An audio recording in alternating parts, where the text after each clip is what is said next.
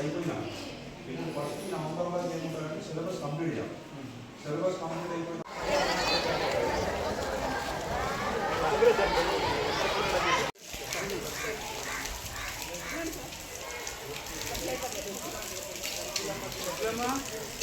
వంటలు ఎక్కడ వండుతారు? అక్కడికి ఇక్కడ పెడతారు.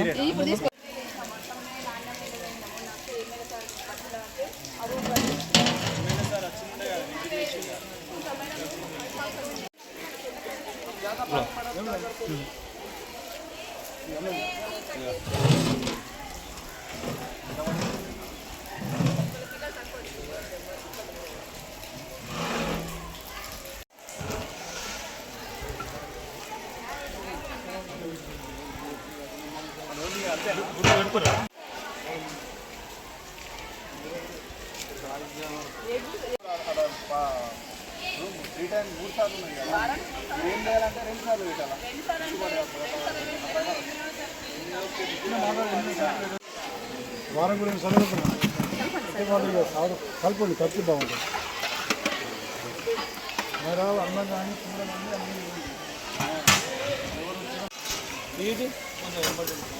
కానీ కొరే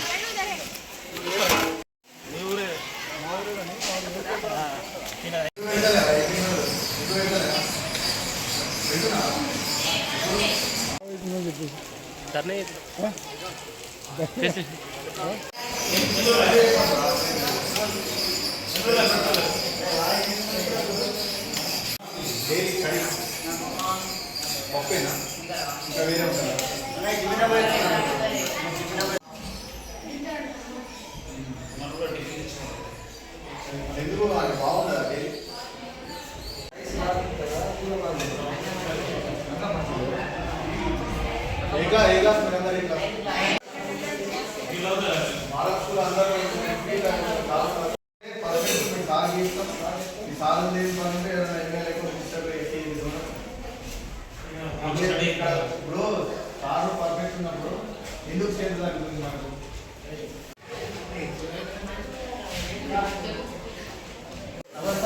నిజమా నిజమా ఇంకేమో ప్రాబ్లమ్స్ ఉన్నాయి. లాస్ట్ టైం రిజల్ట్స్ మంచిగా మీ సీనియర్స్ రిజల్ట్స్ రాలేదు. రిజల్ట్స్ రాకపోవడం వల్ల ప్రాబ్లం ఏంటి? ప్రాబ్లం ఏంటంటే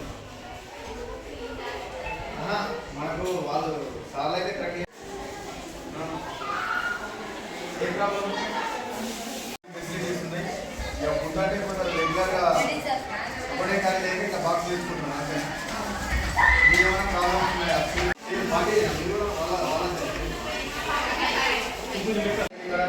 టీచింగ్ పర్ఫెక్ట్ లేదు, ఇబ్బంది అయింది. ఇంటర్మీడియట్లో 40 మెంబర్స్ ఉన్నారు కొత్తగా ఫస్ట్ ఇయర్ తగ్గిపోయింది.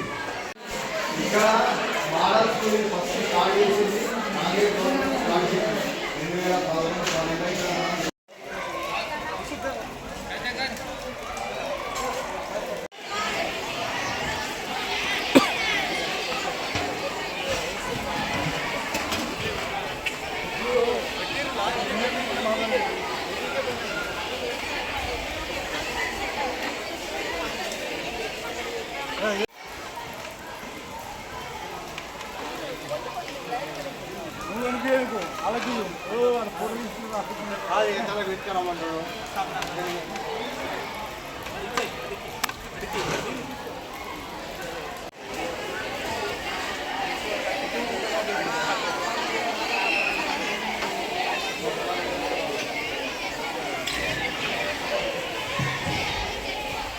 ఇప్పుడు 180 రూపాయలు కూరగాయలు కూడా మీకు పూర్తిగా రేట్ ఏమున్నాయి మరి ఏమైనా ఉండదు బయట 6.5 గుడ్డు ఇంకా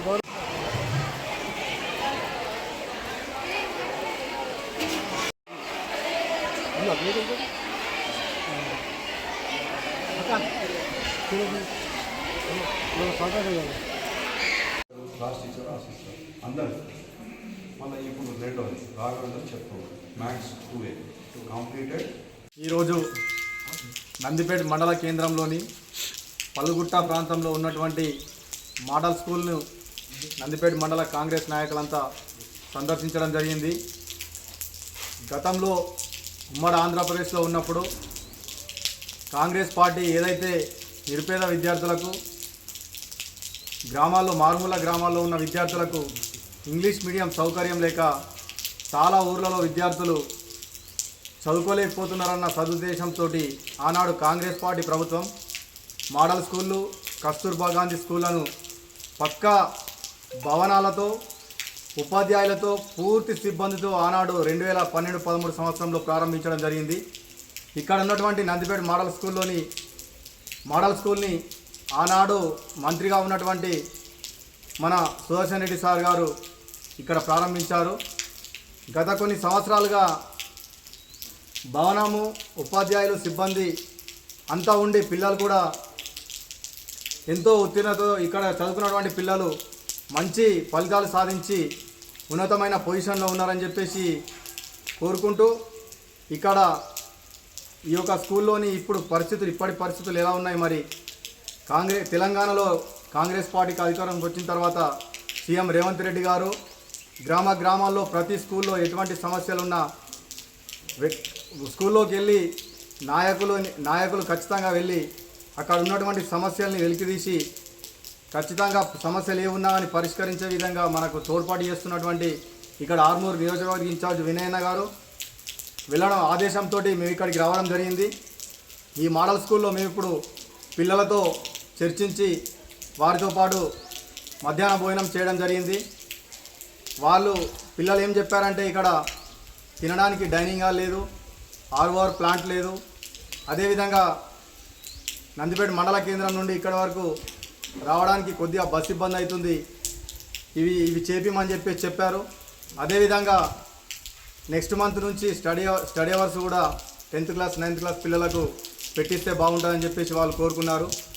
ఇంకో విషయం ఏంటంటే ఇంటర్మీడియట్ పిల్లలకు ముఖ్యంగా మోడల్ స్కూల్లో హాస్టల్ లేక ఇక్కడ పిల్లలు రాలేకపోతున్నారు. ఈ సంవత్సరం 10th తగ్గిపోయిందని చెప్పేసి ఇక్కడి ప్రిన్సిపాల్ గారు చెప్పడం జరిగింది.